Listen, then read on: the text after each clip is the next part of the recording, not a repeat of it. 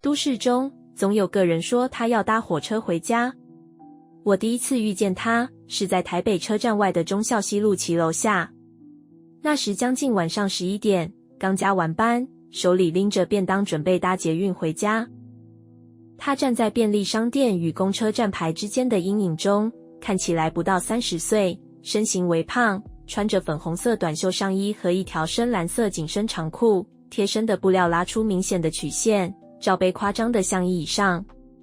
他的脸圆圆的，大眼睛瞪得异常大，那种眼球略微突出，眼白多到让人不舒服的那种大，短发贴在额头上，看起来像刚流过汗。他背着一个粉色的卡通图案后背包，走到我面前时脸上挤出一个几乎崩坏的微笑，嘴角微颤，声音急促却细细地说：先生，我可以跟你借个30块吗？我钱包掉了，手机也没电，我只要回新竹，我真的只差这一段钱。我愣了一下，先是被他突如其来靠得很近的距离吓到，接着是那种难以形容的不属于这个时间点的气质。他的语气太急促，太机械了，像背台词一样，每个字都咬得清楚，但没有感情。更诡异的是，他手指伸出来的瞬间，我闻到一股淡淡的霉味，像是湿衣服闷在密闭衣柜里的那种气味。我不确定为什么，明明夜晚风很凉，那一刻却有一股潮湿的热气贴上了我脸颊。我本能的想拒绝，但那双大眼睛却直直望着我，像是下一秒会哭出来似的。我最终还是从零钱包里掏出了3枚10元硬币，放在他掌心。他的手心冰冷而湿润。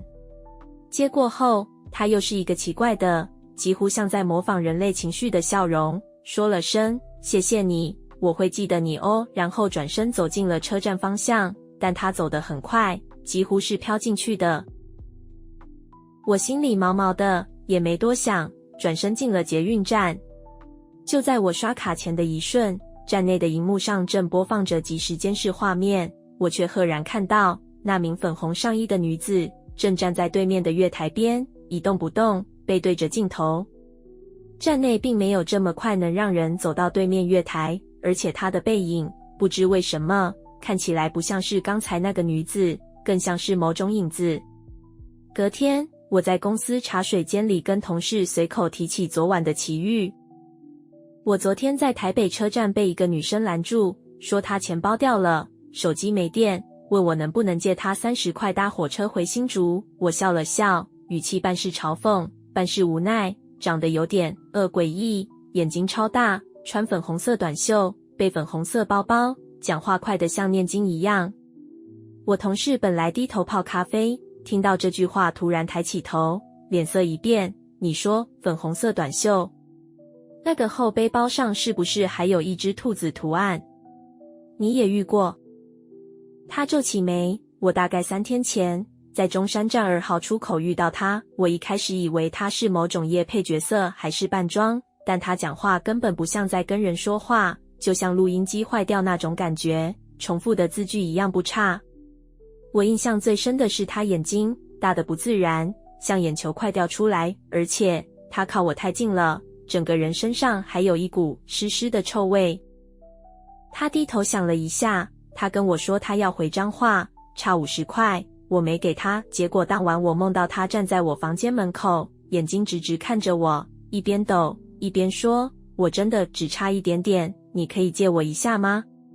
我倒吸一口气，全身起鸡皮疙瘩。那声音和语气跟我昨晚听到的一模一样。我们对望着，两人都没有再说话。那一刻，茶水间突然变得异常安静，只听见热水机沸腾的声响与我们的呼吸声，仿佛那个女人正站在玻璃门外，等着我们再一次借她一点点。那之后的几天，我的心情一直很不安。某个深夜，我躺在床上失眠，无聊地刷着 YouTube 演算法推荐的影片。原本只是想放点白噪音，结果却滑到一部名为《回不了家的借钱女》，你遇过她吗？的都市传说整理影片，点阅数超过40万。影片开头播放了几段匿名投稿者的音讯与留言，声音都经过处理，但他们描述的内容却让我越听越觉得头皮发麻。他大概20几岁，胖胖的，穿粉红短袖，背后背包，说他只差30块要回竹南。我给了他50，他突然抬头对我笑了一下，那双眼睛真的大得不自然，好像整个人都不是活的。我没给，他就站在原地看着我。我骑100骑了500公尺，回头看，他还在那个路灯下一动不动。影片中段甚至放出几幅根据描述绘师所绘的草图。那是一名女子，身形肥胖，手脚比例略短，一件粉红色上衣几乎快撑破了线，深蓝紧身裤贴着腿部。她的眼睛被画得异常夸张，大而突出，眼白泛光，嘴角拉得很低，像是永远准备哭出来。我整个人僵住。那画面和我几天前看到的那个女人几乎一模一样。而影片最后一段更令人背脊发凉。创作者引述一位灵异版网友的留言：我怀疑他不是人。我认识一位街友，曾在10多年前的冬天冻死在台北车站那层楼梯间。当时新闻报道说他一直跟人说，只差一点点钱，我就可以回家了。有目击者说他死前一晚还对着自动门说话。而后来出现的那个借钱的女生，我觉得根本不是她本人，而是某种重组。她把都市人的冷漠、执念与那些来不及帮忙的人的记忆吸收后，变成现在这个模样。我突然觉得房间空气变得很冷，冷得不像是冷气造成的。那一瞬间，我手机画面闪了一下，仿佛有人在远处低语。我没办法马上睡着，因为他的脸就像浮在天花板上，一直在盯着我看。那晚之后，我变得有些神经质。每天回家后，我会刻意走不同的捷运出口，避免与任何陌生人对眼，甚至强迫自己不要再看那种灵异影片。但事情不是你不看就会结束的。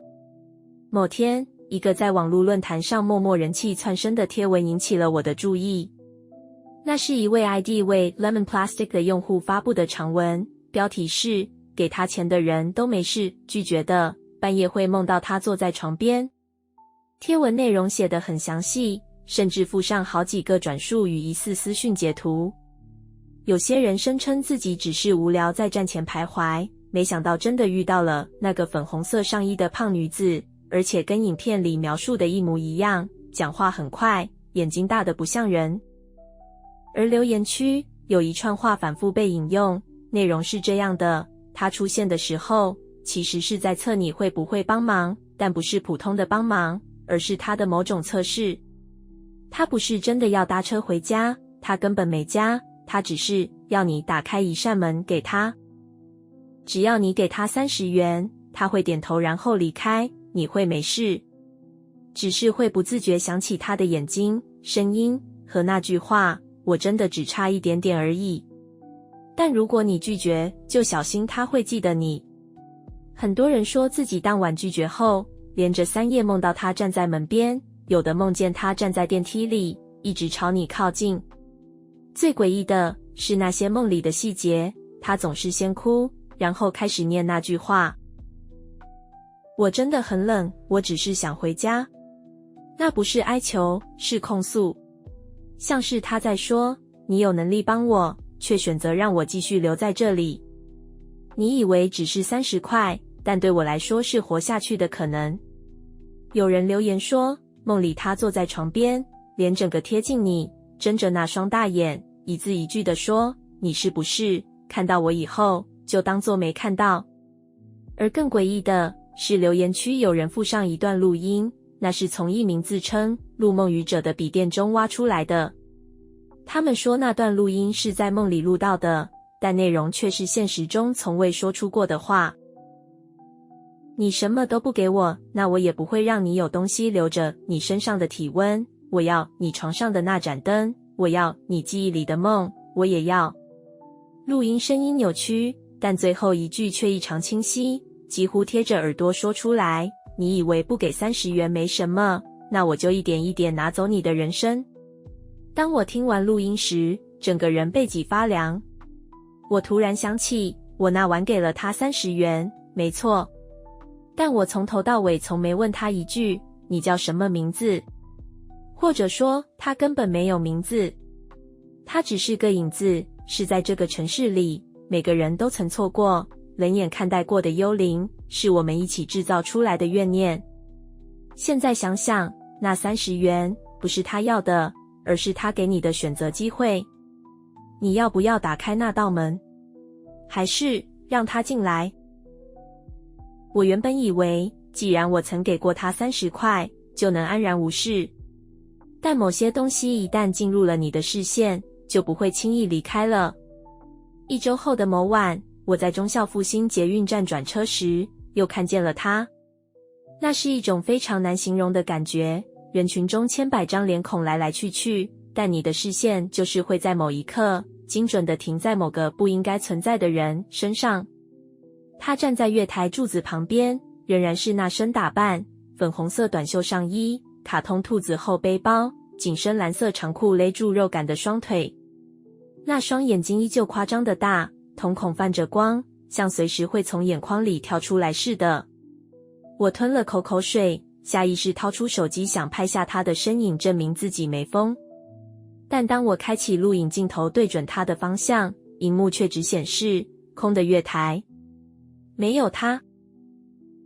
他明明站在我正前方，人来人往都要侧身绕过他，但我的手机画面里却什么都没有。我往手机荧幕瞄了一眼，再抬头时，他已经走近我，脸上浮现一个笑容，那不是人该有的笑，是那种你在梦里看到才会出现的，扯到耳根，嘴角裂到不自然的表情。你还有钱吗？他的声音更尖了，比上次还快，还细，像一段用快转播放的讯息。我差点把手机摔了，慌乱地转身奔向人多的方向。身后并没有脚步声，却感觉有什么湿冷的空气正轻轻贴上我的后颈。我当晚没有回家，直接搭了夜班客运回中南部老家，想远离这一切。但他没有被我甩掉。我以为他只出现在台北。直到有一天，在彰化火车站月台上，我看到一名国中生偷偷用手机拍摄某个背影。出于习惯，我往他对准的方向看去，那是个背对我们的女子，圆胖的身形，粉色短袖，兔子背包，紧身裤，短发贴额，我再熟悉不过的轮廓。国中生说，他刚刚跟我说他手机没电，要我帮他买车票回嘉义。可是我掏钱出来，他突然笑了，然后就走了。我问他，你录下来的影片呢？他一脸茫然地翻着手机，相簿里那段影片的缩图还在，但点开却只有黑画面，然后一阵急促的呼吸声在播放中回荡。我真的很冷。你有30块吗？我可以回家了。你看得到我吗？声音不是从手机传出来的，而像是从某个更深处窜出来的东西。我愣在原地，耳边突然响起月台广播，区间车即将进站，请退至黄线后方，但那声音里夹着一段很轻，几乎听不到的呢喃，我会找到你，在每一站，在每一站。故事就到这边，喜欢的话别忘了按赞、订阅，会持续创作出更多不可思议的故事，我们下次见。